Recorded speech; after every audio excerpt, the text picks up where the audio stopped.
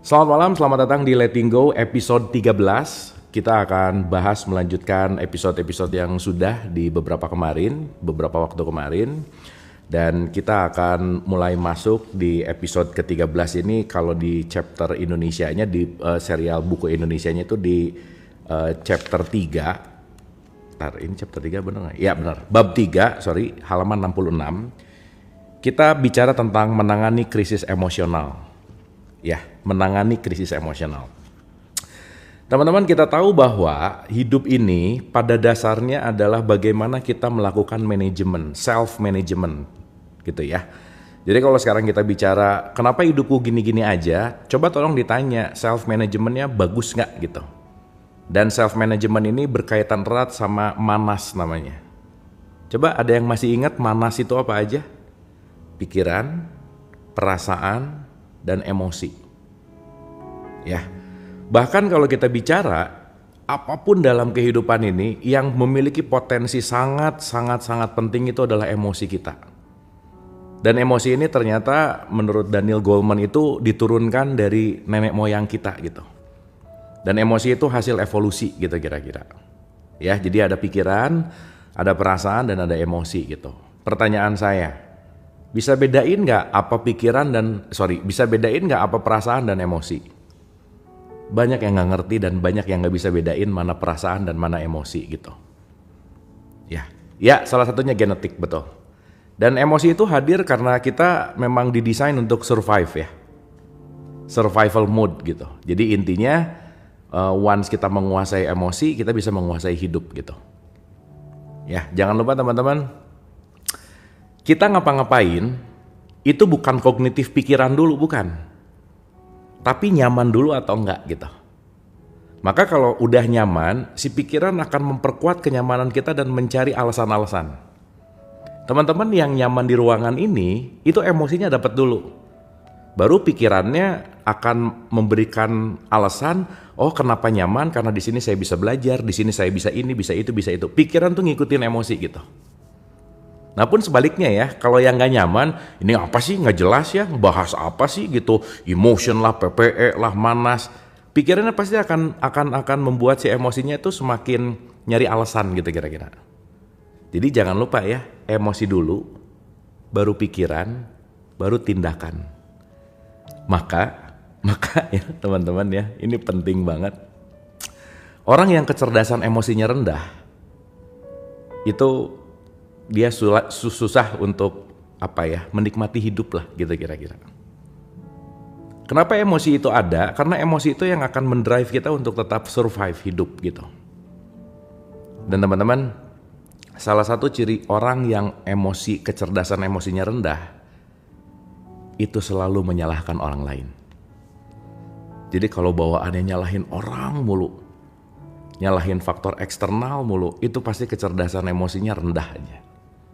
Dan itu harus dilatih. Ingat, kognitif kita, pikiran kita cuman memberikan dampak 4%. Ya, 4%. Lebih dari 40%-nya tuh emosi gitu. Ya balik ya, bisa pinter banget, tapi nyebelin gitu. Itu susah dapat temen tuh. Susah untuk bekerja sama gitu kira-kira. Gitu ya, jadi kira-kira kurang lebih seperti itu teman-teman. Nah jadi poin penting sekali untuk mengenal emosi. Ya, oke. Nah, karena kemarin kita udah bahas, ingat ya, ada energi, dia ada 2 cabang vibrasi, ada vibrasi positif, vibrasi negatif. Positif Hawkins bilang power, negatif bilang force gitu. Dan ada 17 frekuensi gitu. Ya 17 frekuensi dari mulai level paling bawah yang disebut shame gitu, malu, menyalahkan diri, sombong gitu, itu penting untuk diregulasi gitu ya. Itu udah kita bahas di pertemuan sebelumnya. Tapi nanti kita akan dalemin satu-satu tentang frekuensi gitu. Oke ya. Jadi teman-teman, change your emotion, change your life. Rubahlah emosimu, maka kamu akan merubah hidupmu gitu. Anyway, ya. Nah, saya mau bahas dulu gini teman-teman, supaya teman-teman tuh ngerti apa bedanya perasaan sama emosi. Ya, supaya nanti kita ngerti. Jadi, yang namanya emosi itu universal. Ya, emosi itu universal. Perasaan itu subjektif. Jadi kalau emosi itu universal, kalau perasaan itu nanti subjektif. Ya, nanti saya akan sebutin beberapa emosi dasarnya manusia. Ya, saya kasih contoh simpel aja gini. Semua kita pasti punya takut. Tapi takut terhadap apa, itu perasaan. Tapi emosi takut itu pasti ada. Dapat ya, teman-teman ya? Saya bisa takut sama singa misalnya. Oh, itu rata-rata kali ya. Ada orang yang takut sama kecoa. Gitu. Badannya gede, tapi kecoa sama kecoa takut gitu. Tapi by the way kalau saya sama singa bukan takut tapi malu. Gitu ya. Agak malu gitu kalau ketemu singa tuh malu. Bukan takut, bukan malu gitu. Gitu. Nah, jadi takut itu namanya emosi. Tapi takut terhadap apa itu perasaan. Ingat ya, emosi itu dari energy in motion, bahwa tubuh kita ini mengalir energi gitu. Jantung yang berdetak itu energy in motion. Tapi kalau ngelihat cewek cantik, jantungnya berdetak itu perasaan. Ya, ada 3 orang cowok ngelihat satu cewek, yang berdetak mungkin yang tengah misalnya, yang 1, 2 enggak gitu. Nah itu kan tipikal. Begitu ngelihat dia, deg deg deg deg deg deg, nah itu perasaan. Tapi kalau deg deg deg itu emotion. Ya. Dan ingat jangan lupa hati-hati terhadap panca indera karena panca indera ini rapuh. Jangan terlalu menjudge apa yang dilihat dan didengar, pastikan ulang-ulang. Kenapa? Karena kalau sekali lewat jangan-jangan salah lihat gitu. Ingat cerita jauh Janik ya teman-teman ya. Dari jauh gimana banget, dari dekat biasa aja gitu misalnya gitu ya. Jadi hati-hati sama pendengaran sama penglihatan. Karena ini sangat fragile. Ya, makanya jangan asal dengar, jangan asal lihat, jangan cepat bereaksi terhadap apa yang didengar sama dilihat. Nah, salah satu orang yang memiliki kecerdasan emosi yang baik adalah dia bisa gelis gunung, bener. Salah satu orang yang punya kecerdasan emosi yang oke adalah dia mampu ada jeda antara reaksi dan peristiwa. Ya, pikiran nanti kita bahas. Jadi emosi memengaruhi perasaan, ini nanti memengaruhi pikiran. Jadi pikiran tuh cuman hanya akan memberi impuls kepada emosi kita aja. Jadi satu emosi itu bisa punya ribuan pikiran. Jadi daripada ngeberesin pikiran, mending ngeberesin emosinya. Dapat ya teman-teman ya? Jadi kalau sekarang kenapa aku tuh hidupnya gini terus, masalahnya ini terus, coba cek emosinya deh. Pasti jarang diregulasi. Atau jarang dilatih, atau jangan-jangan kita nggak ngerti emosi kita apa gitu. Ya, teman-teman kita kenalan sama Daniel Goleman. Daniel Goleman ini penulis buku Emotional Intelligence, kecerdasan emosi. Mengapa emotional intelligence lebih penting daripada IQ? Ini keren banget sih. Jadi rencana saya mau beresin dulu letting go, nanti loncat ke sini gitu. Supaya nanti kita bisa cepat masuk ke placebo-nya Joe Dispenza ya. Nanti kita masuk ke sini. Ini asik banget. Top banget. Semua juga asik sih by the way. Cuman ini racikan yang ya balik lagi ya. Kok nggak ada teman-teman suara saya oke? Bisa didengar jelas nggak? Check 1, check 2, check 3, check 4, check 5. Aman, oke. Yang nggak aman berarti mungkin log out dulu berarti login lagi. Ya. Oke ya. Tapi tadi setelah dirasa-rasa lagi, mendingan kita langsung mix and match gitu. Jadi ini memang kita bahasan letting go, tapi saya ulang-ulang ini racikan saya.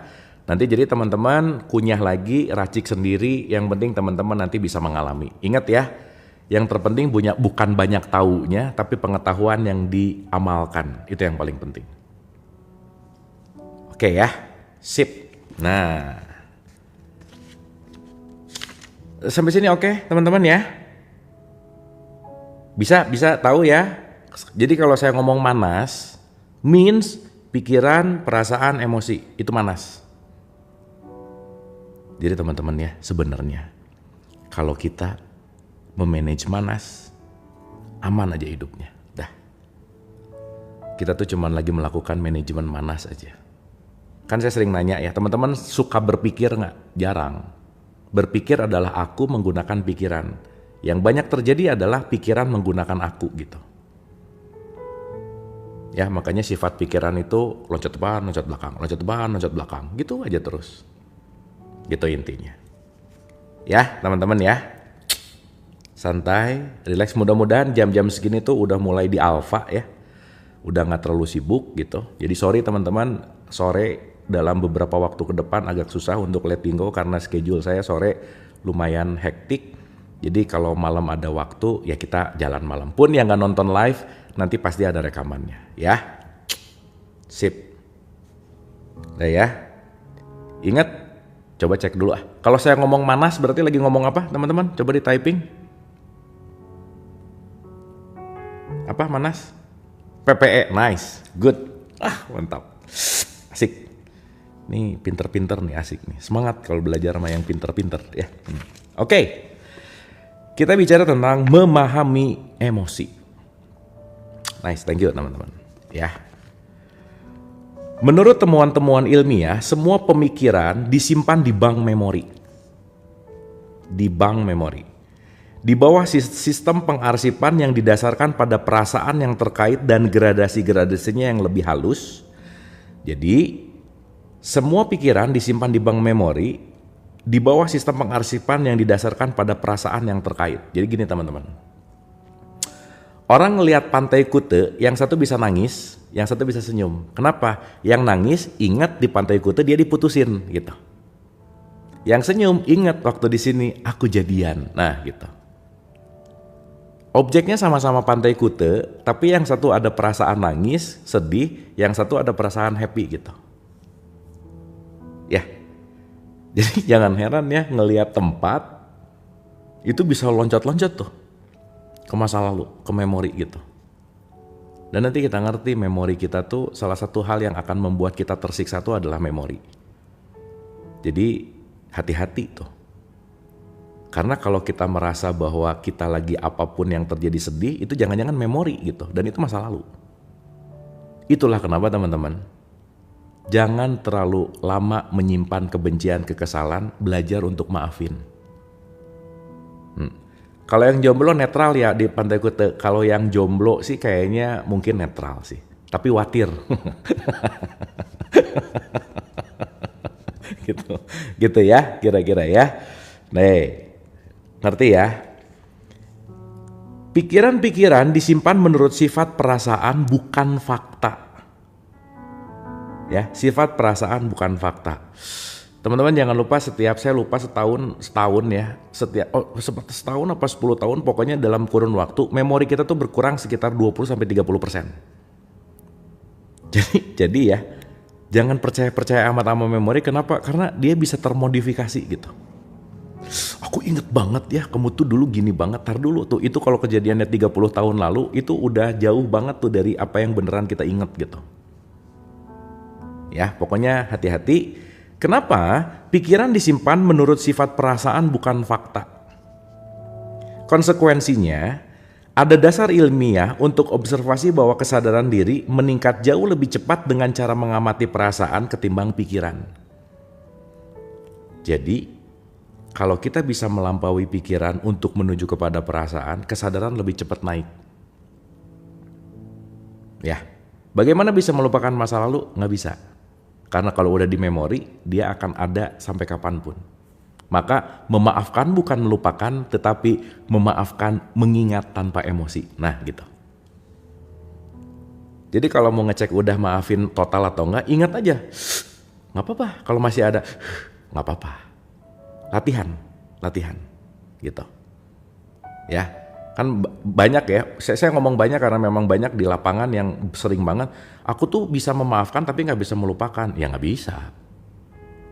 bisa. Karena gimana mau melupakan orang udah masuk ke memori, betul nggak?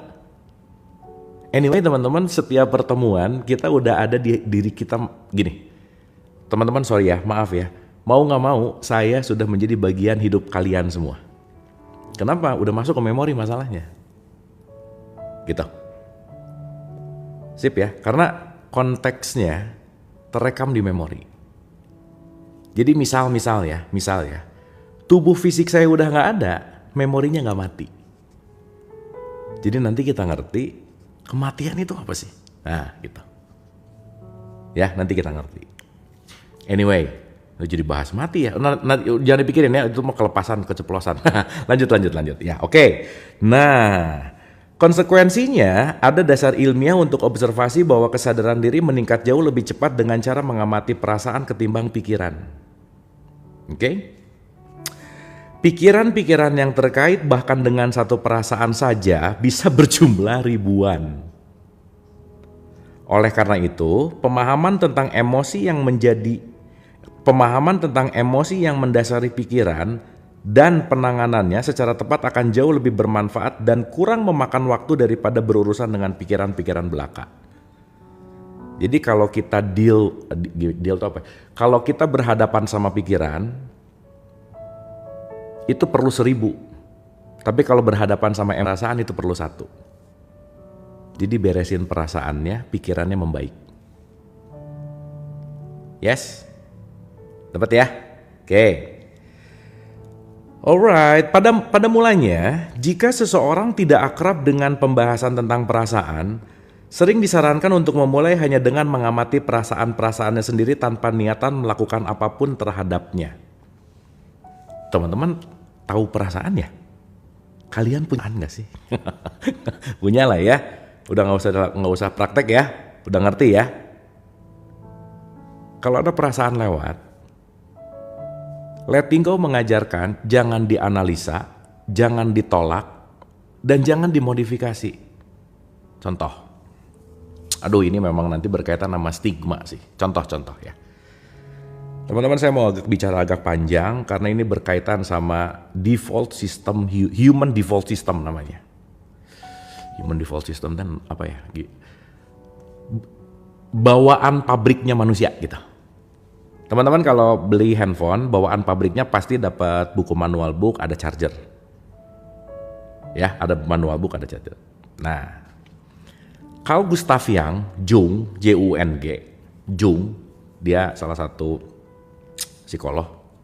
Taulah pokoknya kalau yang ngambil psikolog nggak tahu Carl Jung, aneh aja. J-U-N-G namanya. Ya, teman lumayan ya kita jadi tahu nih. Nih menurut Gustav Jung, kan keren. Tapi jangan tahu aja ya dialami gitu. Kita itu punya archetype namanya. Archetype itu adalah default human system, bawaan tubuh, bawaan pabriknya kita. Jadi teman-teman, siapapun kalian, saya, kita semua yang namanya manusia. Anyway, manusia itu cuma beda 1,23% dari monyet, jadi jangan bangga-bangga amat, biasa aja ya. Kamu kurang 1% jadi monyet gitu kira-kira ya. Jadi biasa aja, kita cuma beda 1%. Anyway, secara genom ya. Nah, ada setidaknya 4 archetype yang harus kita ngerti teman-teman, supaya nanti kita menyadari banget. Ya. Nah, si 4 archetype ini salah satunya saya kasih contoh nih. Itu namanya anima animus, bahwa kita semua mau nggak mau hasil penyatuan dari ibu dan bapak kan. Kromosom X, kromosom Y, XXXY gitulah kira-kira. Dari ibu sama bapak. Ya. Ini jangan tahu bikinnya doang ya, tapi nggak ngerti prosesnya gitu, tahu main bikin aja misalnya. Jangan ya, tahu proses kenapa anak kita gitu ya. Anyway, kita itu sebenarnya nggak direncanakan amat sih sama orang tua kita. Mereka lagi happy-happy, muncul kita gitu kira-kira ya, gitu ceritanya ya. Nggak, kayaknya mah nggak terlalu direncanain sih. Kebetulan lah gitu kira-kira, dalam tanda petik. Ya mereka lagi happy-happy, jadi gitu ceritanya. Nah, jadinya kita itu mau nggak mau keluarnya juga nggak sengaja bener. Jadi udah nggak usah baper-baper amat ya. Nah, kita tuh semua produk yang nggak direncanakan sih sebenarnya ya. Mereka happy muncul gitu. Anyway, nah karena kita perpaduan antara ibu dan bapak, feminin dan maskulin, maka ada anima dan animus namanya. Ini saya mau cerita dulu ini supaya nanti agak sedikit open mind tentang sesuatu hal ini gitu ya. Contoh. Anima itu feminin, animus itu maskulin. Makanya kalau ada orang namanya Julia, itu perempuan biasanya. Kalau Julius, itu laki-laki. Kenapa? Karena anima itu feminin, animus itu maskulin. Jadi teman-teman, suka tidak suka, mau tidak mau, semua kita ada feminin dan maskulin. Jadi maaf ya, nggak bisa kalau sekarang ngomong aku mau menjadi laki-laki seutuhnya, nggak bisa. Atau aku mau jadi perempuan seutuhnya, nggak bisa. Kenapa? Suka nggak suka, mau nggak mau kita punya feminin dan maskulin. Nah, stigma masyarakat, maaf ya, ini contoh nih. Stigma masyarakat, nih stigma namanya juga, doktrin dogma gitu ya. Laki-laki gak boleh nangis. Laki-laki gak boleh nangis, jadi stigma nih. Kebayang gak? Stigma sadar aku laki-laki, aku gak boleh nangis. Tapi feminisme gak bisa dibohongin.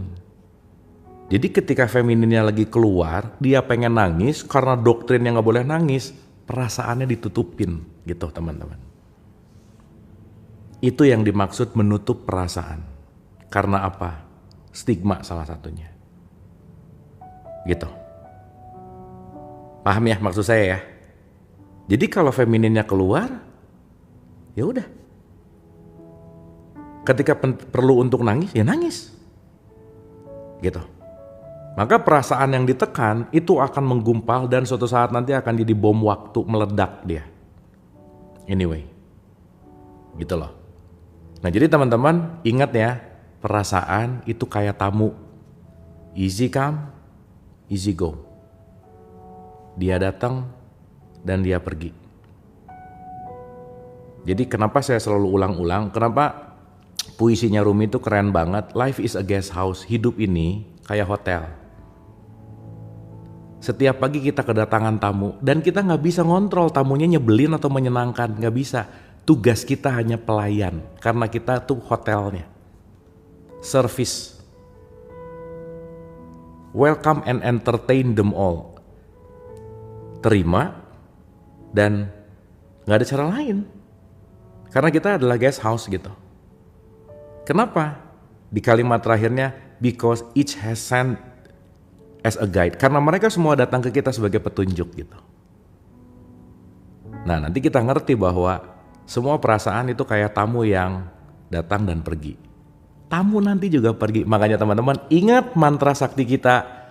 Kalau lagi ada apapun terjadi, mantranya adalah entar juga lewat. Selesai. Entar juga lewat. Entar juga lewat. Selesai. Gitu. Ya. Jadi kalau ada apa-apa, oke, entar juga lewat. Semua akan berlalu, yes. Kecuali jomblo sih kayaknya ya. Enggak, peace ya. Sorry ya, ini vibes malam minggu sih ya. Jadi yang malam mingguannya sendiri ya nggak apa-apa sih ya. Ya hitung-hitung kita belajar ya. Belajar letting go, nggak apa-apa ya. Tapi entar juga lewat by the way. Ya, oke ya teman-teman ya. Dengan cara ini akan menjadi jelas hubungan antara perasaan dan pikiran. Teman-teman coba rasain ya. Mulai nanti ada perasaan, dia akan jadi bensin meledakkan pikiran. Gitu.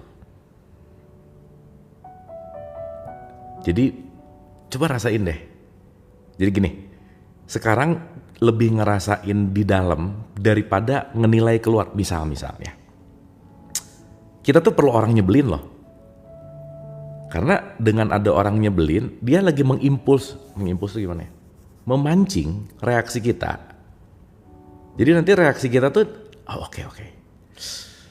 Ini gak enak banget ya. Rasain antara rasa gak enak dan dia menghadirkan banyak banget pikiran di sini nih. Ya.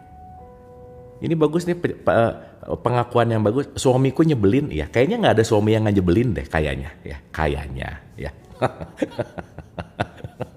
Ya, gitu kira-kira. Nah, berarti kita tuh diajak untuk coba rasain perasaannya apa dan perasaan itu menimbulkan pikiran apa gitu. Duh, ini ada yang nanya umur, kemarin teh ngaku berapa ya? 27. Nah, dengan cara ini akan menjadi jelas hubungan antara perasaan dan pikiran. Setelah lebih akrab dengan perasaan, beberapa eksperimen bisa dilakukan. Oke? Misalnya, area-area pikiran tertentu yang cenderung muncul berulang-ulang bisa dikesampingkan dan perasaan yang terkait dengannya diidentifikasi. Teman-teman ya, mulai besok pagi kita latihan. Ya, kita latihan. Latihannya gini. Coba telaah setiap hari apa sih yang muncul? Pikiran apa yang muncul, perasaan apa yang muncul. Itu rata-rata pengulangan yang udah sering banget tanpa disadari. Saya ngomong kebanyakan gak ya? Ya rata-rata aja ya. Rata-rata orang sekarang bangun dengan masalah hari kemarin. Dia berpikir dengan cara hari kemarin. Dia memilih dengan cara hari kemarin. Dan dia memiliki kesadaran hari kemarin. Dan dia berharap akan lebih baik hari ini. Pret, gak mungkin. Betul gak? Pikiran yang sama akan memberikan pilihan yang sama, akan mengeluarkan emosi yang sama, dan akan mengeluarkan hasil yang sama. Bagaimana hidup akan berubah kalau ininya gak dirubah? Betul gak? Kan suka ditanya ya, siapa yang ingin berubah? Aku. Ya, siapa yang duluan mau berubah? Diem. Pengen ada perubahan tapi gak mau berubah gitu. Aneh banget lah pokoknya. Aneh aja. Ya pokoknya gak mau tahu, pokoknya dianya aja yang harus berubah. Coba, mengharapkan pasangannya yang berubah, kitanya gak ngerubah. Udah gak bisa lah teman-teman. Don't craving love from other. Jangan menggantungkan remote control cinta kasih kita, kasih sayang kita kepada siapapun, termasuk ke pasangan, ke siapapun. Jangan. Kenapa? Kecewa. Pasti. Gak ada yang akan menyayangi diri kita kecuali diri kita sendiri. Titik. Lepasin semua ekspektasi, harapan. Kenapa? Semakin kita pengen orang lain berubah, wasting time. Gitu. Sip ya. Nah, jadi pengemis cinta. Ya oke. Gitu ya. Gitu kira-kira. Nah, ini lucu, ada yang komen, Kang, kenapa ya kalau kan nontonnya di YT ya, di rekaman, kok ketawanya nggak nyambung sama omongan? Iya ya, ini kan lagi live ya, kita bisa ketawanya reaksi, itu nontonnya di record gitu, jadi mereka nggak tahu ketawanya gimana. Ya udah aja ya, nggak apa-apa ya. Jadi ada yang kayaknya disangka bahwa nonton live tuh lagi live. Ini kenapa ya nggak nyambung gitu-gitu. Tapi nggak apa-apa ya teman-teman ya. Ingat, yang abis ini semuanya rekaman. Nih, rekaman. Gitu kira-kira. Ya, oke. Nah, saya ulang ya. Misalnya, area-area pikiran tertentu yang cenderung muncul berulang-ulang bisa dikesampingkan dan perasaan yang terkait dengannya diidentifikasi. Terlebih dahulu, terimalah keberadaan perasaan itu tanpa menolak dan mengutuknya. Jadi teman-teman, once ada bad feeling, accept. Duh, gak enak nih. Jangan gini nih, ada bad feeling, jangan, pergi. Jangan.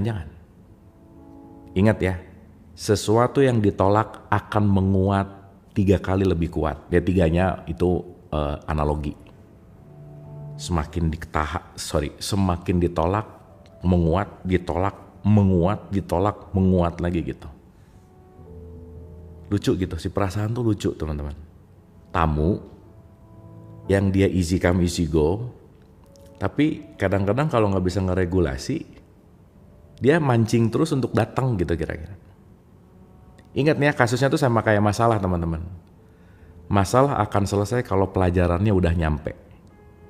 Kalau pelajarannya belum nyampe, dia akan muter-muter di level yang sama. Jadi kalau kita punya masalah yang itu lagi, berarti pelajarannya belum nyampe gitu. Makanya jangan ditolak, apalagi dihindari. Hadapi. Kenapa? Itu bagian dari konsekuensi. Anyway. Ya, aduh, ini penting banget sih. Ya, teman-teman ya. Oke. Jadi kalau datang jangan dikutuk. Udah benci tapi masih cinta gimana? Allah, sekarang kan orang ngomong aku tuh benci sama dia ya. Tapi tiap hari diomongin coba. Setiap ketemu sama temannya, aku tuh benci banget sama dia, dia tuh gini-gini. Udah, ketemu lagi besoknya arisan, aku tuh benci banget gini. Katanya benci, tapi diomongin gimana? Ya, jadi emang tipis ya. Sesuatu yang ekstrim kanan dan ekstrim kiri itu pasti nempel gitu. Itu namanya pret. Bukan pret ini sih namanya nih. Nah gitu kira. Iya benar makin ingat. Karena sangat mencintai dan sangat membenci dua-duanya ekstrim kanan dan kiri itu pasti diingat gitu kira-kira. Ya. Oke. Kemudian mulailah mengosongkan energi perasaan itu secara langsung dengan membiarkannya seperti apa adanya hingga ia surut dengan sendirinya. Jadi teman-teman, begitu ada bad feeling datang, itu tuh si energi kita lagi ada di bad feeling itu gitu. Ingat ya waktu pertemuan keberapa saya lupa. Kalau kita nggak suka nonton TV, tayangannya nggak suka, jangan dihancurin TV-nya, cabut aja listriknya, beres. Ya, beres. Nah, nyabut listrik perasaan dengan membiarkan dia seapa adanya.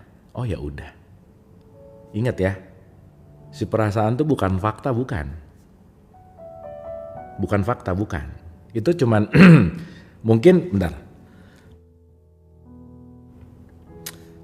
Kita mungkin tertrigger dari tempat, tertrigger dari kata-kata, tertrigger dari apa. Bus tiba-tiba down. Dah oke. Nah gitu. Anyway teman-teman, mau saya kasih tahu sedikit rahasia untuk uplifting semangat? Mau? Boleh? Tapi ini kayaknya nambah 10 menitan nih. Kan kita rencana 9.45 beres nih. Udah semenit lagi? Ya nggak keburu, nanti aja deh. Boleh ya udah ya? Ya udah, gini teman-teman. Saya ulang dulu ya, supaya teman-teman habis ini bisa langsung praktek. Ya karena at some point, di titik tertentu tuh yang paling penting kan kita how to-nya tahu gitu. Ini kita lanjut setengah jam lagi, oke? Cek dulu, oke nggak? Udah ngantuk belum by the way? Ini jangan-jangan mencet terus yang dengernya gitu. Ya saya ngomong sendiri lagi. Oke, ya udah lanjut ya. Oke, kalau gitu kita lanjut dulu sedikit. Nanti kita bahas di retret sih. Nanti kita bahas lebih detail di retret. Kemudian mulailah mengosongkan energi perasaan itu secara langsung dengan membiarkannya seperti apa adanya hingga ia surut dengan sendirinya. Oke. Kemudian pikiran-pikiran sebelumnya sekarang bisa dicermati untuk melihat perubahan karakternya. Jika perasaan yang melahirkan pikiran-pikiran itu telah sepenuhnya dipasrahkan dan dilepaskan, biasanya semua pikiran yang terkait dengannya akan hilang seluruhnya dan digantikan oleh satu pikiran penutup yang mengatasi masalah dengan cepat. Jadi, shutting down the feeling, nyabut energi perasaan, itu merontokkan semua pikiran yang terkait dengan perasaan itu gitu. Ya teman-teman ya. Oke. Supaya ada basicnya. Ini saya ngambil pelajaran dari orang namanya Greg Braden. Ya, opah Greg. Tuh dia saintis lah. Itu dia tuh trio amigos, Greg Braden, Joe Dispenza, sama Bruce Lipton gitu. Nah si Braden ini meneliti tentang heart math. Matematikanya hati gitu. Ya, aduh bentar.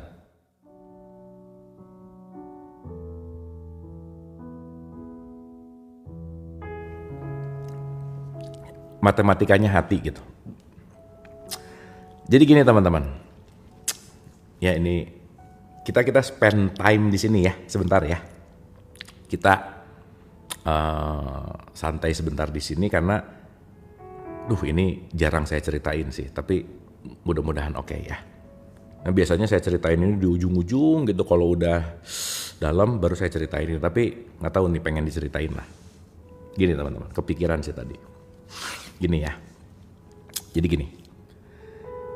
Nanti teman-teman boleh cari Greg Braden Heart Math atau Heart Intelligence, kecerdasan hati namanya. Bukan math itu matematik ya. Kalau math mah jadi mat solar atau ya. Itu mah orang Betawi, beda cerita, beda. Nah, Braden ini neliti. Jadi teman-teman, singkat cerita nanti teman-teman bisa lihat detailnya. Nanti kita bahas itu secara detail sih. Ya, nanti kita bahas itu secara detail. Jadi di jantung kita itu ada brain-like sel otak sekitar 40.000 ya, sekitar segitu. Dimana si hati kita tuh punya kecerdasan gitu. Ya, hati kita tuh punya kecerdasan. Nah, yang menarik adalah gini. Dan ini dibuktikan sama Greg Braden salah satunya ya. Jadi Greg Braden itu saya waktu itu baca bukunya Divine Matrix namanya. Udahlah, kira-kira gitu ya. Nanti kita sambungin aja. Nah, si Greg Braden dia tuh lagi mau memutuskan suatu pilihan di mana waktu itu teman-teman ingat 9/11 ya. 9/11 tuh kejadian bom. Jadi dia tuh lagi dari mana saya lupa dan dia mau balik ke Amerika. Dan kejadian itu pas banget 9/11, pilihan dia, begitu dia datang ke maskapai, si mbak-mbak, si teteh-teteh maskapainya bilang gini, Mas Greg, ini penerbangan terakhir, kita nggak tahu apa yang terjadi, apa yang akan terjadi, kamu mau pergi silahkan, mau nunggu silahkan, tapi kita nggak tahu akan ada penerbangan kapan lagi. Anyway, apa yang dilakukan Greg Braden hampir saya lakukan ini tiap hari dalam memilih, teman-teman. Ini jadi juru saya juga gitu. Tapi anyway, sekali lagi ya, ini tolong dikunyah pelan-pelan dan disadari gitu kira-kira. Ya. Nah, Braden punya momen, teman-teman kebayang nggak? Kebayang nggak gini? Situasi 9/11 yang super panik itu akan membuat kolektif bad feeling. Makanya kalau kejadiannya masif itu membuat emosi kolektif tuh drop gitu kira-kira. Dan emosi yang drop ini memang PR sih. Dan teman-teman itulah kenapa kita tuh penting pinter bareng, emosinya bagus bareng. Kenapa? Karena untuk menaikkan society gitu kira-kira. Setuju ya? Jadi semangat kita tuh gotong royong. Kenapa? Karena poin kita tuh society. Society itu lingkungan. Kalau pinter sendiri, emosinya bagus sendiri, pusing sendiri juga gitu. Jadi mending kita tularkan gitu kira-kira. Makanya kenapa semangatnya gotong royong. Anyway, nah saya balik ke cerita Greg Braden. Dia berarti harus memutuskan hal yang sangat krusial, bener gak? Berarti kalau hal krusial diputuskan, ingat, keputusan di frekuensi rendah itu not good lah bahasa gampangnya. Not good gitu. Nah jadi teman-teman, ini sebenarnya tadi teman-teman harus alami dan rasain sendiri ya. Jadi gini, Braden itu meneliti kepada indigenous people. Indigenous people itu adalah orang-orang yang kalau sekarang di kita tuh namanya orang Baduy gitu ya. Indigenous itu suku asli gitu teman-teman. Suku asli. Teman-teman ya, ini mah untuk gampangannya aja. Kalau kita ngomong sakit hati langsung aja gini. Betul nggak? Akamsi, benar, benar akamsi. Anak kampung sini atau PS ya, preman setempat boleh. Nah, jadi dia neliti tuh ke indigenous. Setiap dia teliti, menariknya begitu ditanya, kita hidup di mana, rumah kita di mana? Here. Dan ini ternyata sudah menjadi gerakan alamiah dari dasar dalam penelitiannya Greg Braden. Selalu kalau kaitannya berkaitan sama pendalaman kesadaran tuh begini gitu. Makanya sebagian umat Islam, tradisi Islam, kalau sholat ada yang di sini sebenarnya.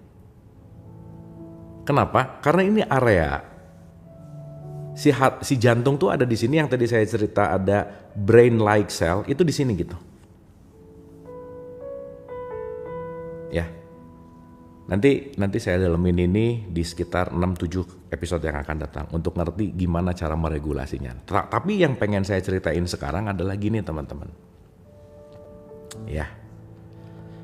Oke.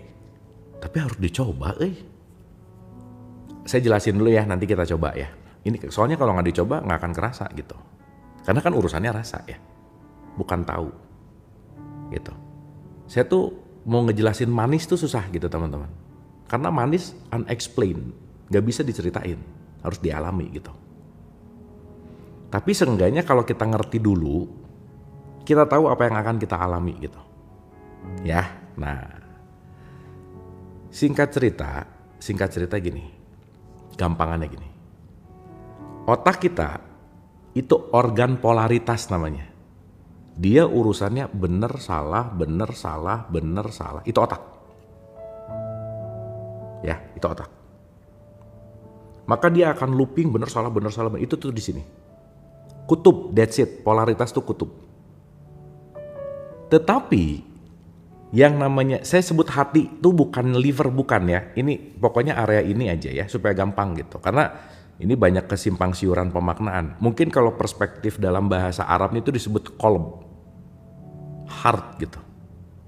Nah, qalbu itu namanya non-polarity. Jadi ya, teman-teman ya, begitu kita membuka hati, kita akan langsung mendapatkan jawaban yang the truth without reason. Gak ada lagi alasan. Karena kalau nanya sama ini, perhitungannya untungnya apa, ruginya apa, ininya apa, untungnya apa, ruginya apa. Jadi ini tuh sering berteriak tapi ketutupan sama ini gitu. Ya. Nah, yang keren, karena Braden tuh based on research kan. Nah, yang keren, si Braden di saat itu, oke, apa yang harus saya pilih nih? Mau pergi takut, nggak pergi nggak tahu kapan pulang, coba. Teman-teman, saya mau ngebahas ini dalam sisi universal dulu ya. Nanti kita bahas dalam pandangan-pandangan teologis, mungkin nanti kita bahas. Tapi ini kita bicara universal dulu gitu.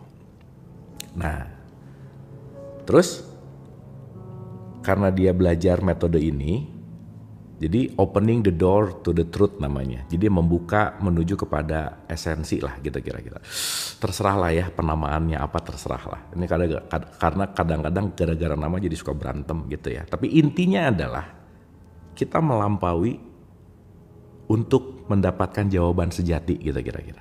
Nah, singkat cerita teman-teman. Teman-teman ini harus dicoba ya. Sorry, ini perlu dicoba by the way. Karena kalau nggak dicoba udah deh, nggak bisa aja. Nah teman-teman, jawaban di sini itu direct answer yang without, tidak perlu ada reason. Dan itu dilakukan oleh Braden. Jadi saya mau ke akhir dulu ya, nanti saya ceritain tengahnya. Singkat cerita, Braden melakukan itu sebentar, jadi dia di counter si teteh-teteh airlines-nya, dia ke ujung, sebentar ya, saya mau diem dulu bentar, nanti saya akan putuskan beberapa saat. Dia nyari tempat sepi, santai dan relax, dan dia kembali. Saya ambil. Si teteh-tetehnya kaget, serius lo? Iya. Jadi sepesawat-pesawat Boeing berapa saya lupa ya, 774, lupa lah ya. Itu cuma ada sekitar 6 penumpang kalau nggak salah, apa 7 gitu. Ya udah, it's okay. Singkat cerita, pesawatnya santai, pesawatnya aman, landing, dia naik lagi connecting flight sampai rumah aman aja. Singkat cerita gitu. Nah, sekarang yang jadi pertanyaan, apa yang dilakukan si Braden kan? Which is teman-teman, saya ceritain ini bukan karena hanya baca, tapi saya sudah melakukan ini bertahun-tahun gitu. Even dalam keputusan-keputusan yang sepele tuh, gimana ya bahasanya ya, saya melatih untuk pakai ini gitulah kira-kira. Ya, nah teman-teman, cara sederhana untuk kita bisa, salah satunya untuk menaikkan level perasaan ke lebih baik. Yang kedua, getting clear mind untuk membuat jadi lebih tenang, lebih damai. Dan yang paling penting kita benar-benar memutuskannya tidak melibatkan ego lah bahasa gampangnya. Karena teman-teman ya, Si Braden bilang bahwa kalau pakai ego saat itu juga saya nggak akan pulang. Nggak, udah gitu. Nggak, udah. Kenapa? Karena di sini mikir bahaya apa gitu kira-kira. Tapi secara fakta kadang-kadang pilihannya nggak masuk akal tapi berhasil gitu misalnya. Pernah nggak teman-teman? Kayaknya nggak make sense deh. Tapi memang kejadian gitu. Wah, udah deh. Kalau itu udahlah. Saya rasa pengalaman ini kita alami gitu kira-kira. Nah, jadi yang paling kita mudah untuk dalam meregulasi emosi salah satunya perasaan gak enak itu adalah centering kepada si hati namanya. Jadi teman-teman, langkah pertama teman-teman cari center dari dadanya, disentuh, pegang aja. Kenapa harus dipegang? Karena kemana kita menyentuh, fokus energinya lagi ke situ gitu. Ya, jadi pertama sentuh hatinya, sambil merem lebih bagus. Kenapa? Karena visual mata tuh bisa mengganggu si polarity ini gitu. Oke? Dan pelanin nafas dari biasanya. Slowing down, dan slowing down. Kenapa? Tubuh itu merespon nafas teman-teman. Ingat ya, kita marah, kita benci, itu yang pertama kali di attack itu nafas. Oke? Makanya kalau orang cepat marah, nafasnya jadi dan itu jarang disadari. Anyway, jarang disadari. Nah, artinya ketika kita santai dan rileks, dipegang hatinya, dipegang dadanya gitu, sentuh hati lah bahasanya. Pelanin nafas kita dari biasanya. Kenapa? Karena begitu kita memelankan nafas, kita lagi ngasih kode ke tubuh kita, I am okay.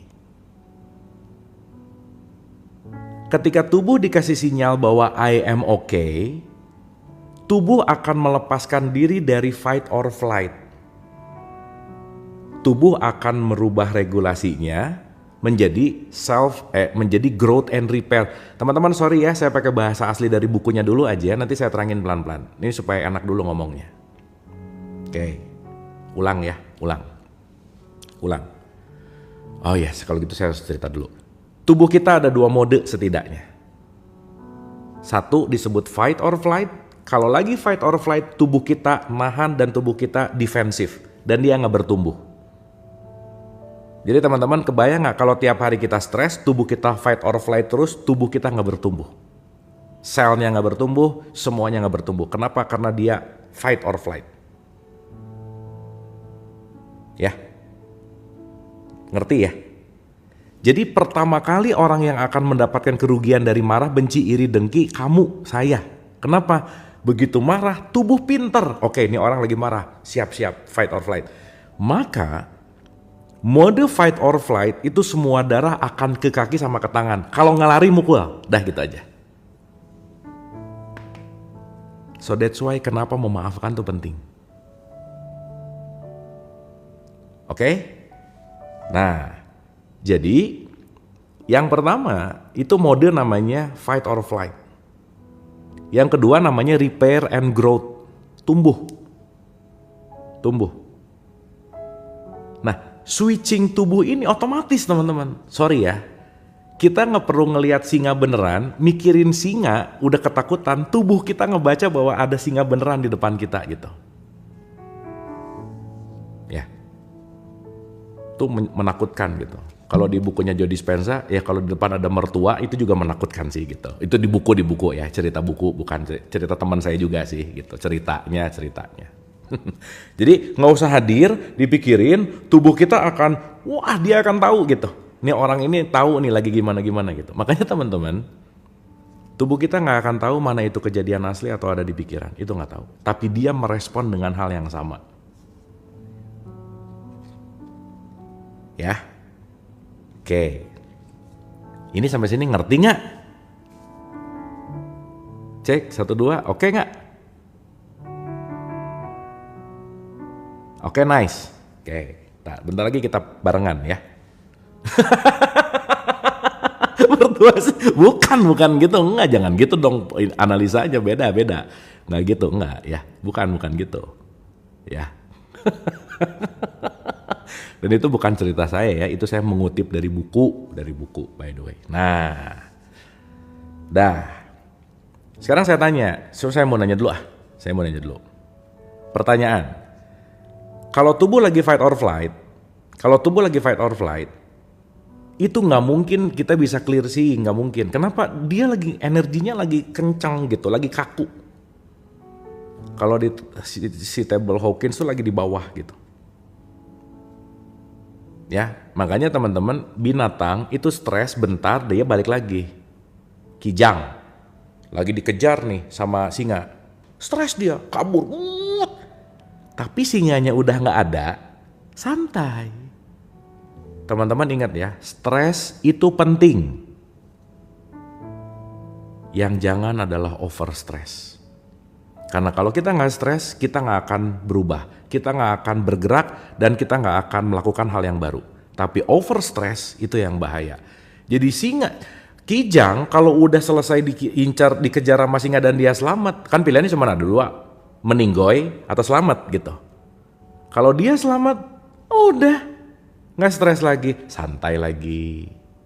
Kenapa? Karena dia nggak punya memori.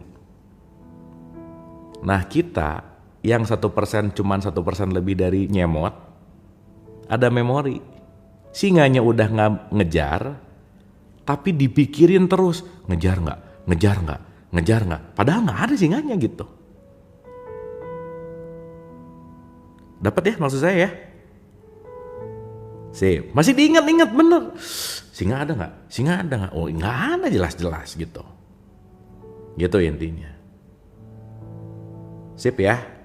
Nah, jadi ada 2 mode nih. Nah, saya balik nih. Aduh, harusnya cerita ini dulu, tapi nggak apa-apa ya teman-teman ya. Emang belum harusnya ke sini, tapi ya udahlah supaya kita bisa ke praktek gitu ya, ke practical way. Nah, saya ulang. Berarti kita ini harus pinter-pinter nge-switching tubuh dari fight or flight ke repair and growth gitu. Jadi kalau tubuh kita ada di repair and growth, itu sel bekerja dengan baik, pokoknya top lah. Teman-teman jangan lupa juga ya, kita ini adalah pabrik kimia. Chemistry nih, kita tuh soap of chemistry aja sih sebenarnya gitu.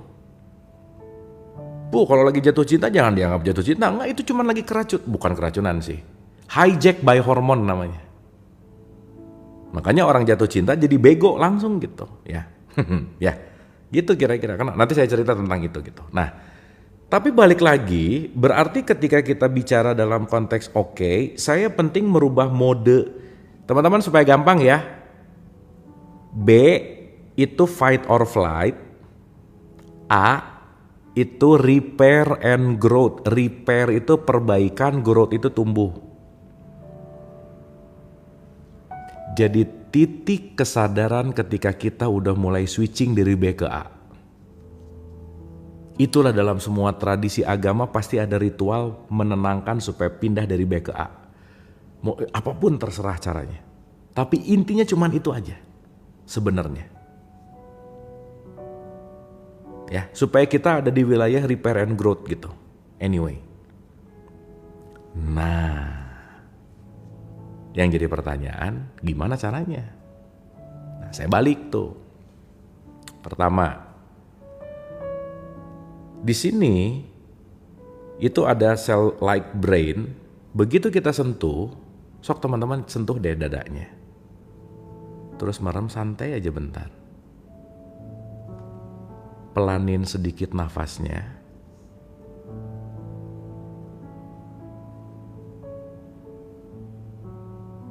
Lebih santai dan rileks.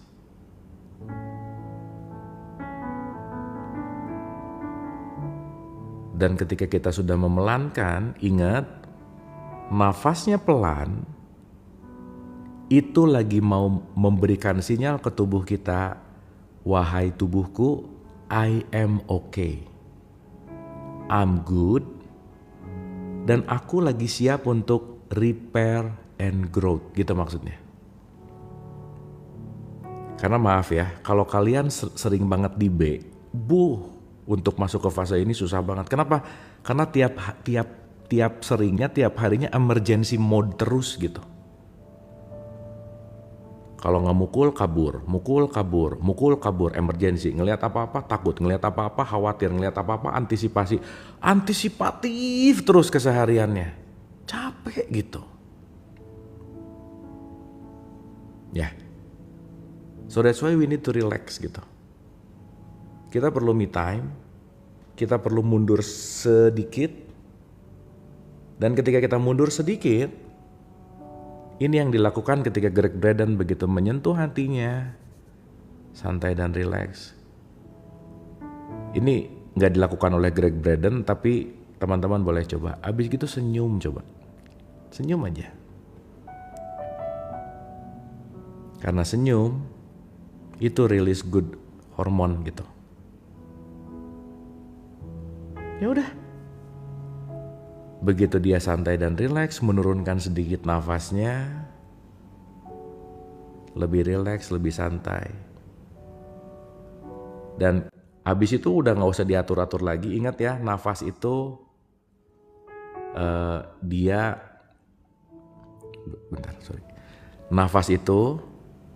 Nafas itu nggak kita buat-buat, by the way. Teman-teman cobain deh, rasain. Perhatiin nafas. Kita akan amazed betapa aku tidak menafaskan diriku, tetapi dia adalah sang hidup gitu. Gitu aja. Coba rasain deh. Lebih santai dan rileks. Senyum manis lepas. Begitu kita switching ke A, masuk ke A, dia akan masuk merubah dari polaritas menuju kepada the truth lah gitu kira-kira. Even sebelum apapun dia udah tahu jawabannya, pergi aja, it's okay, pergi dia. Kalau ada rasa ngantuk mungkin karena belum terbiasa sih, gak apa-apa. Nah, maksud saya sebisa mungkin, ya nggak sebisa mungkin sih, ini sih opsi aja ya, bukan jadi kewajiban harus, bukan. Per 3 jam, 4 jam teman-teman santai, duduk rileks, sentuh hatinya, senyum sebentar, semenit, 2 menit cukup, aktivitas lagi. 3 jam berikutnya sentuh lagi, senyum, aktivitas lagi. Semakin kita mengulang-ulang, semakin kita akan switching ke A, semakin keseharian kita akan mengurangi tingkat fight or flight gitu kira-kira. Nah, saya tuh ada satu metode namanya jeda semesta, teman-teman. Nanti saya share ya. Siapa tahu ada yang mau ikutan programnya, boleh. Karena itu harus dilakukan 21 hari ke depan berulang-ulang dan gak boleh bolong gitu. Intinya untuk apa sih? Untuk latihan, melatih muscle memory kita, kedisiplinan kita, kebiasaan kita gitu. Gitu teman-teman. Ya. Nah, betul. Apa yang tadi kita lakukan itu membuat brainwave kita itu ke level theta, itu namanya meditatif. Dan itu, aduh teman-teman, gimana ya, harus dirasain sih. Udah gak bisa diceritain gitu. Ya, dan nanti kalau saya mau ngejelasin ini perlu coret-coret panjang lebar, nanti kita ke situ gitu. Tapi at least ketika teman-teman lagi ada hektik, chaotic, apapun, Coba terkoneksi tuh sama si itu. Semakin sering terkoneksi sama si itu, hati kita lah anggap aja begitu. Itu kita mengurangi polaritas dan at least itu ngebuat kita tuh jadi lebih clear seeing namanya. Kita bisa melihat jauh lebih clear dari sebelumnya. Kenapa? Karena kita nggak lagi di B. Ingat, B adalah fight or flight. A, repair and growth. Dan itu lagi regenerasi lah gitu kira-kira. Dan di situ jawabannya direct. Dah. Coba aja teman-teman. Cobain aja. Lagi kesal, santai, duduk, relax sebentar. Senyum. Lambatin sebentar. Dah. Lagi apa? Nanti akan terlatih. Teman-teman kalau dengar kata meditasi ya, kebanyakan orang dengar kata meditasi itu langsung duduk diam nggak ngapa-ngapain. Nggak gitu, bukan. Latihannya memang begitu. Tetapi itu bisa dilakukan lagi ngapain aja sih sebenarnya. Meditatif gitu, fokus gitu. Dan itu kalau nggak latihan nggak bisa. Nah, nanti tantangannya si pikiran tuh, ingat ya, pikiran tuh paling nggak suka kalau kita hadir utuh di sini. Dia nggak suka. Karena pikiran ngajak ke masa depan, ke masa lalu, masa depan, masa lalu. Ya, nanti kita ngerti bagaimana untuk mengobservasi. Makanya si pikiran kalau disuruh gabut nggak mau dia. Makanya disebut monkey mind. Nah, nanti teman-teman begitu sering latihan ini tingkat fokusnya naik. Fokusnya naik, atensinya naik. Atensinya naik, kita akan lebih bisa efektif, efisien dalam keseharian. Cobain aja. Kenapa banyak yang direct di situ nanti? Nggak banyak ini udah gitu. Ingat ya, latihan itu yang paling penting. Nah ya, nanti kita bahas ini lebih detail. Oke? Jadi jangan lupa dipraktekin.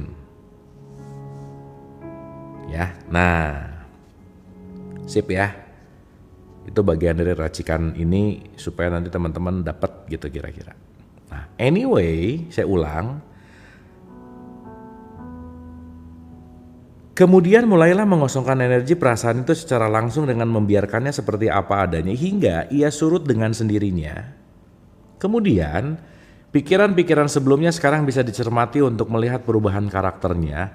Jika perasaan yang melahirkan pikiran-pikiran itu telah sepenuhnya dipasrahkan dan dilepaskan, biasanya semua pikiran yang terkait dengannya akan hilang seluruhnya dan digantikan oleh satu pikiran penutup yang mengatasi masalah dengan cepat.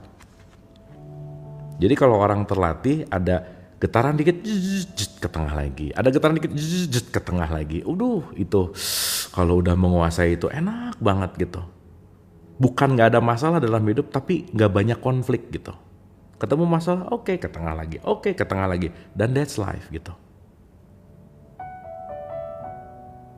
Jadi teman-teman jangan berharap gak ada masalah dalam hidup. Gak bisa. Ya, orang hidup adalah masalah kan gitu ya kira-kira. Masih ingat gak? Masalah itu apa? Masalah adalah jalan untuk kita maju. Pro and balance, bergerak maju. Gak ada masalah kita gak mungkin maju. Jadi kalau masalah datang, itu mau membawa kita maju gitu. Anyway.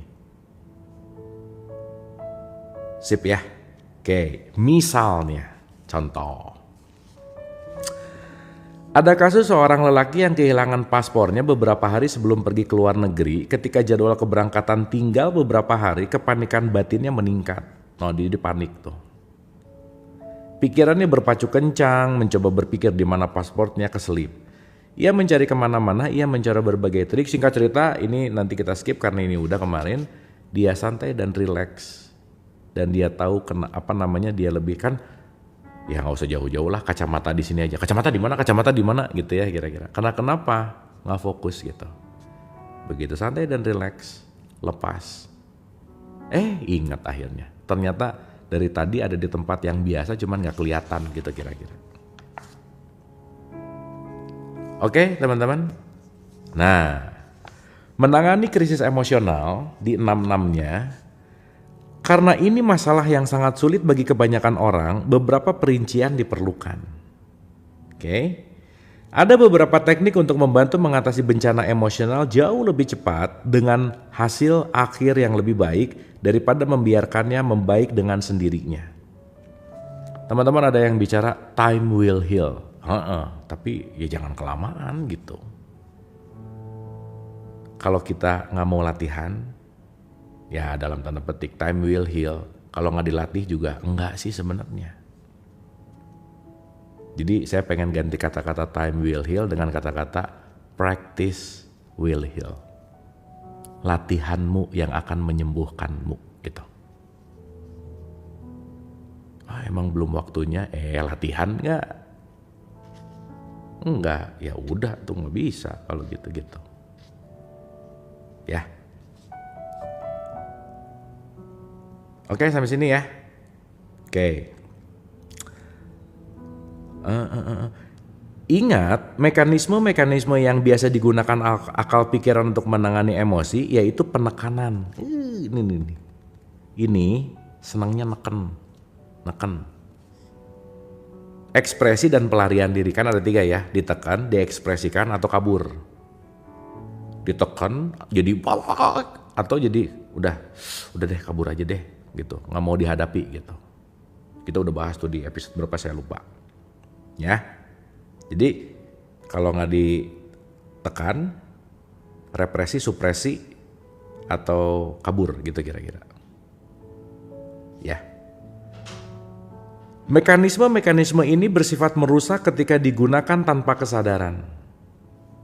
Ketika emosi-emosi kita tak tertanggungkan, sering disarankan untuk mengekspresikannya tetapi harus dilakukan secara sadar. Teman-teman, jangan lupa every emotion itu adalah energi. Pilihannya cuma ada 2, konstruktif, destruktif.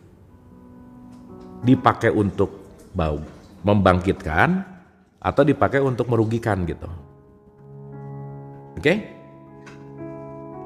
Tujuan dari manuver ini adalah untuk mereduksi kuantitas emosi itu sendiri sehingga bisa dibongkar dan dilepaskan satu persatu.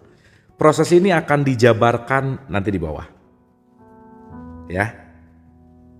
Jadi, dalam kasus ini, tidaklah masalah jika kita secara sadar mengekspresikan sebanyak mungkin emosi. Secara sadar. Saya paling senang pakai contohnya Adele. Adele putus, bikin lagu kayak dia. Ini yang putus, mecahin piring. Udah putus, piring habis lagi. Gitu. Ya. Nah tapi ada untungnya juga jadi jomblo, nggak ngerasain putus gitu. Bagus, nggak apa-apa ya. Ya balik lagi sih, ya konsekuensi gitu. Anyway, saya ulang ya. Jadi dalam kasus ini, tidaklah masalah jika kita sering sadar mengekspresikan sebanyak mungkin emosi. Oke? Emosi bisa dikurangi intensitasnya dengan berbagi perasaan dengan teman-teman dekat atau mentor. Nah, ini teman-teman, ya, penting untuk speak up. Cari yang tepat untuk kita bisa speak up. Dan kita sebagai pendengar ingat baik-baik. Saya mau cerita dikit lagi nambah. Orang yang kecerdasan emosinya kurang bagus, kurang cerdas emosi, ada orang curhat 3 menit, dia ngebalesnya 45 menit. Nah, jadi ceramah panjang lebar. Aku tuh gini, hidup tuh emang gitu ya. Menurut ini, menurut itu, dikasih ini, dikasih itu. Padahal dia cuma pengen cerita, nggak pengen diceramahin gitu. Gitu ya. Awas tuh, tadinya mau ngelepasin, jadi diceramahin. Jadi hore males ya gitu kira-kira. Makanya teman-teman, salah satu anugerah kesadaran yang paling gak usah jauh-jauh nyari, kita berkurang kadar nyebelin, udah gitu aja. Jadi ya, belajar jadi pendengar yang baik.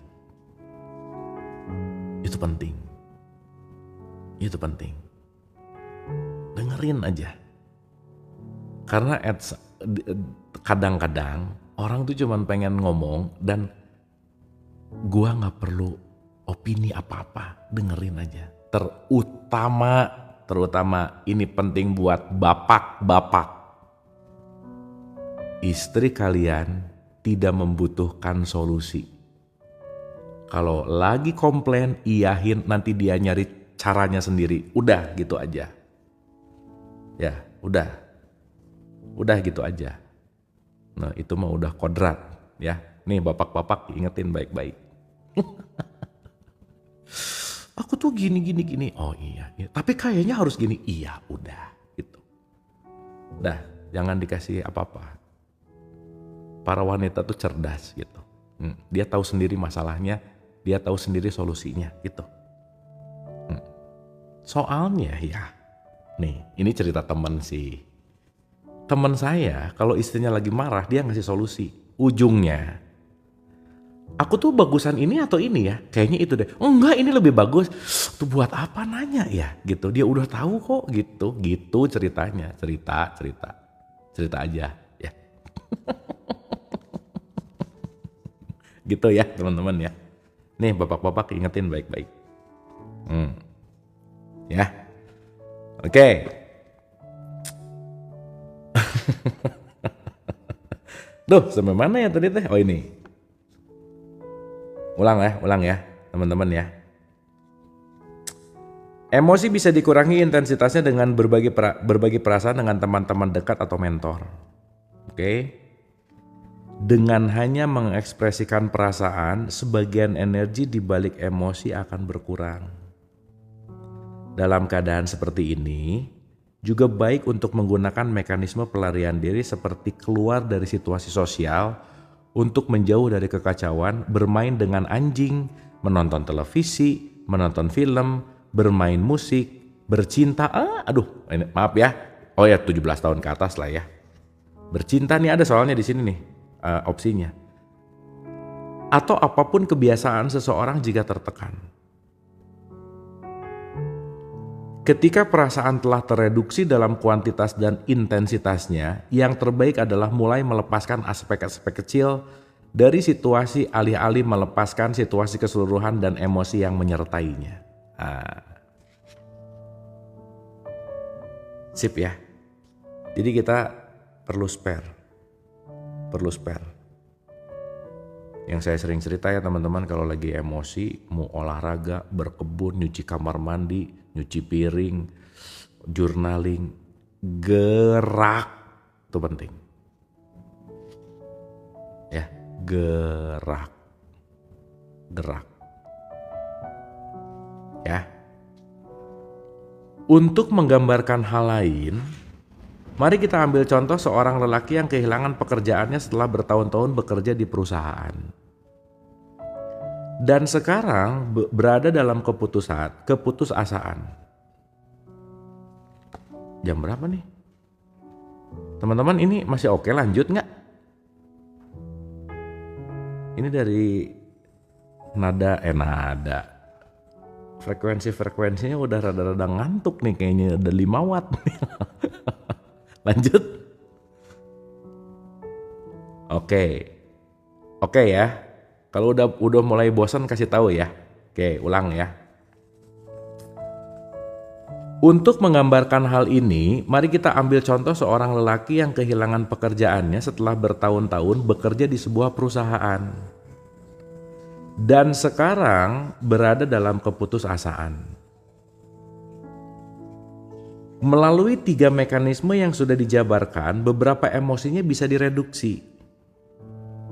Yang kemudian bisa ia lihat dalam beberapa hal sepele tentang pekerjaannya. Misalnya, dapatkah ia melepaskan keinginan untuk makan siang di tempat yang ia selalu makan siang bersama rekan bisnisnya? Ini nih. Jadi ternyata kehilangan kerjaan tuh yang dikangenin tuh lunchnya gitu teman-teman. Ya kalau putus ya kayaknya yang dikangenin tuh misalnya nongkrong di halaman rumah mantannya gitu misalnya, misal. Tapi kayaknya jarang ya nongkrong di halaman ya. Misal ini contoh aja sih, contoh gitu. Jadi justru momen-momen itu yang ngangenin gitu. Ya kalau nggak ini nggak bisa gitu. Gitu ya. Bisakah ia melepaskan keinginan untuk memarkirkan mobilnya di tempat parkir yang ia selalu dimiliki di masa lalu gitu. Duh nanti nggak bisa ini, bakal kan memori di situ ya teman-teman ya. Duh nanti nggak ada lagi nih suasana yang pemandangannya gini gitu. Duh nanti jauh misalnya, kalau misalnya nanti dapat berikut pacarnya yang lebih jauh gitu misalnya, misal ini kan enak dekat tinggal koprol gitu misalnya, itu tuh aksesorisnya tuh biasanya gitu. Bisakah ya melepaskan keinginan untuk menaiki lift yang sama? Teman-teman memori luar biasa ya, lift bareng sama dia di lift ini. Ngelihat liftnya langsung gitu misalnya. Padahal kan itu mah memori ya, tapi ya udah sih ya, mau gimana lagi ya. Bisakah ya melepaskan ketertarikan pada meja kerjanya? Aku bakal kangen nih sama meja ini gitu, misalnya. Gitu. Bisakah ia melepaskan keterikatan pada sekretarisnya dan keramahannya? Oh ini beda cerita sekretarisnya ya udahlah ya. Sekretarisnya baik banget, nanti dapat sekretaris yang sebaik ini nggak ya gitu misalnya. Ini kenapa Hawkins makanya contohnya sekretaris ya? Ya udahlah ya, nggak apa-apa ya. Bisakah ia melepaskan keterikatan pada komputernya? Bisakah ia melepaskan pertemuannya dengan bosnya yang sama setiap hari? Bisakah ia melepaskan perasaan familiarnya dengan keriuhan kantornya? Iya sekretarisnya cowok, bener. Jangan aneh-aneh mikirnya nih, suka aneh-aneh. Nah jadi teman-teman,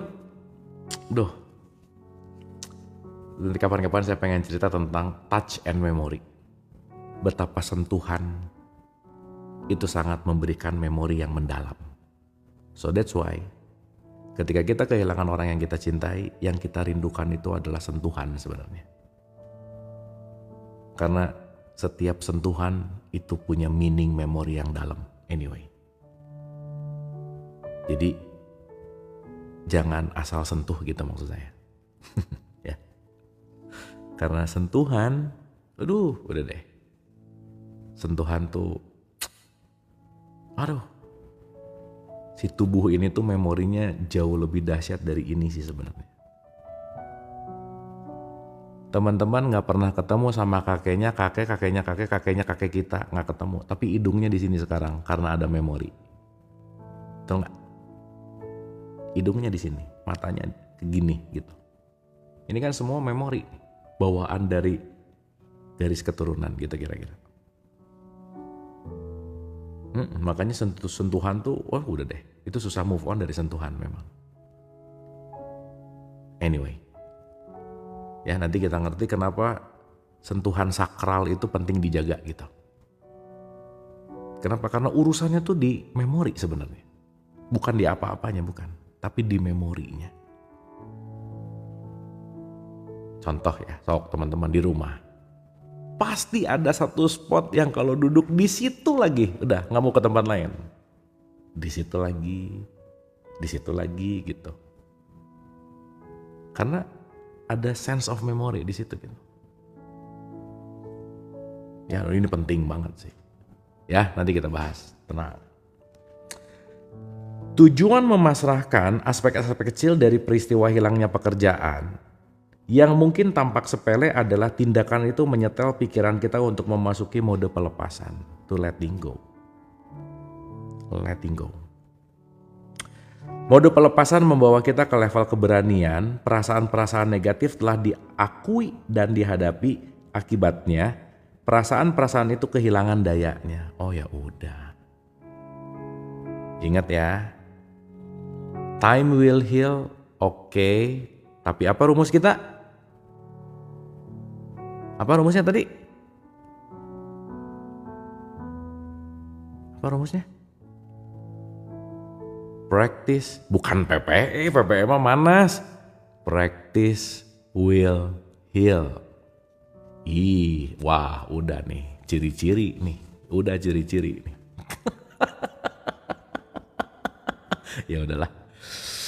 Ya benar, ntar juga lewat, tapi ini dalam konteks ini bukan time will heal, tapi practice will heal.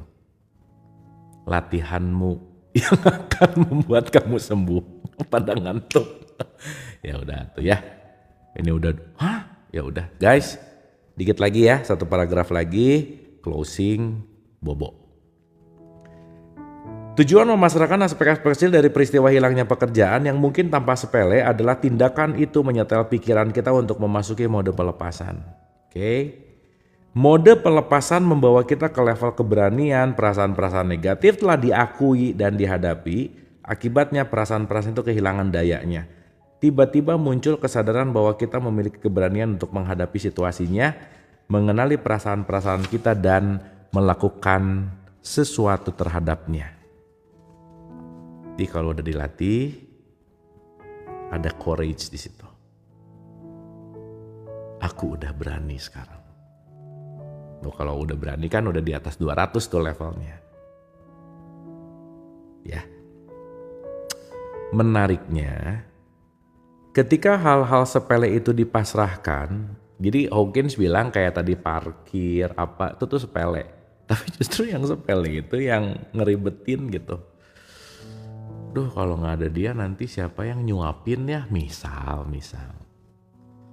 Duh kalau udah nggak di situ, nah gitu tuh. Itu partikular tadi gitu ya. Anyway. Menariknya ketika hal sepele itu dipasrahkan, peristiwa utama menjadi semakin tidak menindas. Jadi emang aksesoris jauh lebih ribet daripada intinya.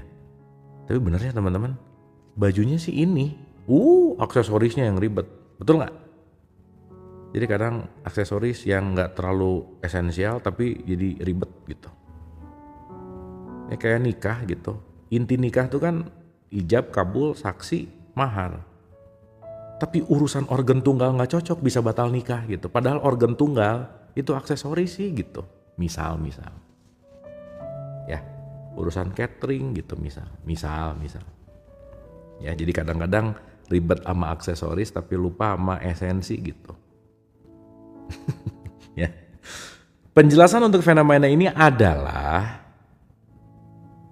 ketika kita memasrahkan satu emosi, kita memasrahkan semua emosi pada saat bersamaan. Wih, keren nih. Seolah-olah semua emosi memiliki energi yang sama. Ini pengalaman klinis harus diuji secara personal untuk bisa meyakininya. Jadi teman-teman, prime-nya beres, aksesorisnya beres gitu. Intinya kalau kita mulainya dari aksesoris menuju prime, itu satu stop kontak gitu kira-kira. Cabut, dah beres. Gitu. Ya.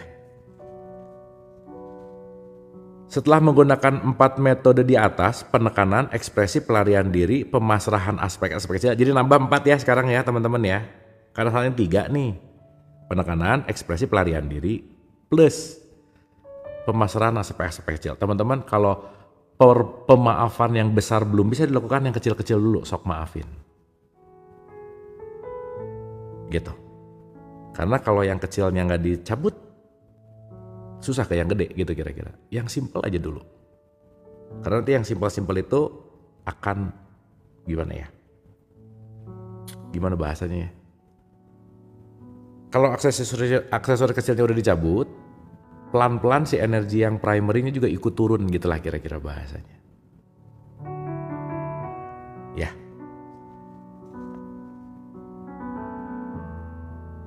Jadi misalnya lelaki yang kehilangan pekerjaan itu pada awalnya memiliki perasaan putus asa yang luar biasa, tetapi ketika ia mulai melepaskan dan memasrahkan apa-apa yang ada di pinggiran Dan ketika ia berhasil mereduksi kekacauannya secara sadar dengan mekanisme pelarian diri, penekanan, dan ekspresi, ia sekarang menyadari bahwa ada perasaan amarah yang menggelora.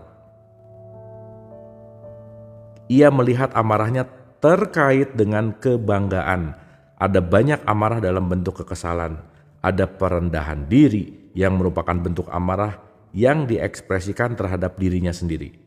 Ada juga ketakutan yang cukup besar. Dengan demikian, emosi-emosi yang terkait sekarang bisa diketahui secara langsung. Misalnya, ia bisa mulai melepaskan rasa takut tidak menemukan pekerjaan lain. Kalau di sini nanti kayaknya, lepasin. Ketika ketakutan itu diterima dan dilepaskan, semua kemungkinan lain yang eksis tiba-tiba menjadi jelas di hadapannya. Dan ketika ia memasrahkan kebanggaannya, dengan cepat ia akan melihat bahwa dirinya tidak berhadapan dengan bencana ekonomi seperti yang ia pikirkan. Dengan demikian, ketika emosi-emosi turunan tersebut dipisah-pisahkan, setiap emosi turunan tersebut sekarang memiliki lebih sedikit energi dan bisa dilepaskan dan dipasrahkan secara terpisah. Ya. Nah, jadi hari ini kita dapat satu metodologi, yaitu menyelesaikan aksesoris emosi. So, begitu kasus ini ya dipecat, ini akhir dari hidupku. Enggak, teman-teman. Enggak ada bad day. Aduh, ini bad day. Enggak, yang ada cuman 5 menit badnya. Jangan, bad day itu kan hari buruk. Ini adalah hari burukku. Enggak, kamu kesannya cuman 10 menit ngomong sehari-hari buruk kan. Enggak. Yang ada cuman bad moment, bukan bad day gitu. Ya. Dapat ya? Oke, ini kita masih panjang nih teman-teman, tapi udah jam segini, 22.40. Jadi, nih abis ini kita ngomongin menyembuhkan masa lalu. Ya udah, hari ini berarti belum ya kesini ya. Nanti di Letting Go, ini berapa ya sekarang? 14. Di 14 nanti kita kesini. Oke, teman-teman ya. Saya rasa sementara itu dulu. Jadi teman-teman silahkan dikunyah lagi pelan-pelan. Nanti ini akan ditayangkan ulang, dinaikin di YT saya. Teman-teman kalau mau ngelihat rekaman berikutnya ada di bio saya, diklik itu nanti langsung ke playlist Letting Go. Oke, semoga bermanfaat. Terima kasih, sehat selalu dan keep happy. Love you all.